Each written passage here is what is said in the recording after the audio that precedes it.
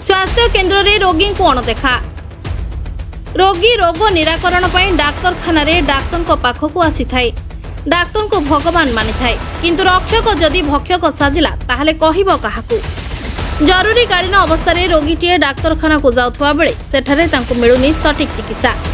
रोगी को परिवार लोक एने सठिक भावे सुविधा सुजोग मिलुनी बोली अभियोग करछंती। डाक्तर मैडम ड्यूटी समय रे रूम रे रेस्ट नेउछंती बोली रोगी को परिवार लोके अभियोग करछंती। आमे पहुंचीबा परे मैडम ऑफिस को आसिले एवं सब ठीक अछि बोली कहि आमको जणाइले। घटनाटी घटिछि नयागढ़ जिला नुआगां ब्लॉक अंतर्गत महिपुर गोष्ठी स्वास्थ्य केन्द्र रे। सूचना अनुसार जने रोगी को नहीं तांको परिवार लोके रात्रि 9 घटिका समय महिपुर गोष्ठी स्वास्थ्य केन्द्र रे भर्ती करथिले हेले सेठारे सेमाने पहुंचिला परे प्राय 2 घंटा बीती जाइथिले मध्य कोनोसी सुफल मिलि नथिबा किंबा केही सेमानको कथा बुझु नथिबा कहिसंती रोगी को परिवार लोक। एपरि रोगी को परिवार लोक अभियोग करथबा परे डाक्टर मैडम महिपुर फांडी को फोन करी पुलिस को डाकिथिले धमक देइथिले जे पार्टी कले थाना को जिवो एपरि व्यवहार केते दूर ठीक ताहा आपण माने निर्णय करिवे। केबे स्वास्थ्य सेवा प्रति दृष्टि देबे नयागढ़ जिलार स्वास्थ्य अधिकारी ताहा देखिबा को बाकी रहिला। तांको पुआ हेबे केतोला लेणी आप मु दीर्घ 1.5 घंटा पाखा पाखी हम आनिके एठी आसिलेनी पेशेंट पाखो कि आसी नाहंती पर्यंत से गोटे नर्स जने आसीथिले गोटे इंजेक्शन देकी पळेजंती मु बुझिबा को गला पर से मते कहले रेफर कर दियंतु नयागढ़ मु वर्तमान अधरात्रि धरिक आसी मो मांगू तांको किछि ट्रीटमेंट करिकि किछि सखाळ जांगे रखि दंतु मु राति 9टा रे नयागढ़ जिबे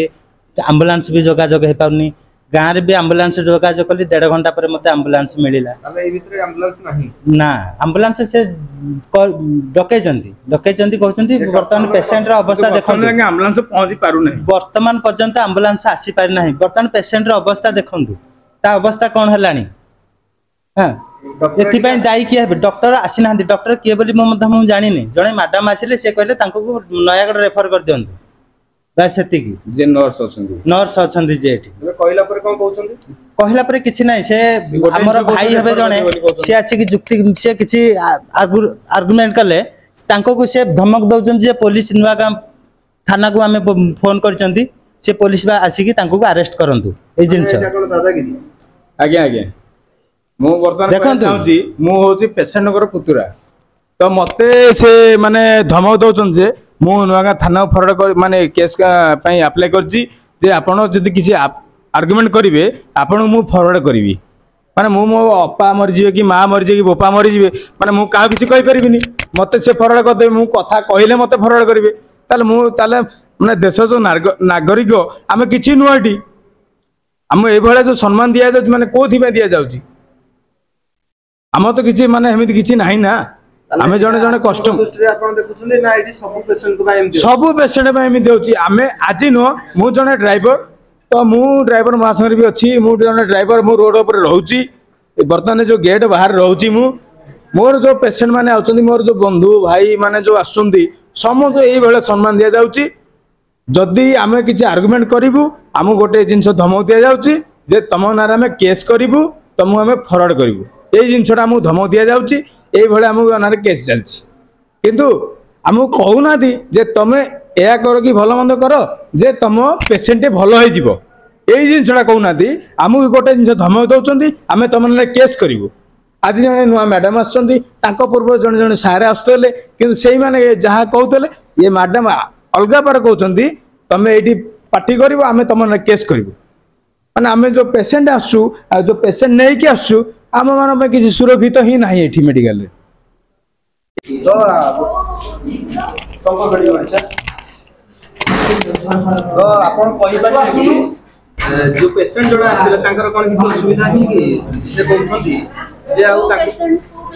जे पैरालिसिस अछंती एपटे बेड रे अछंती पैरालिसिस तो गोटे असुविधा ना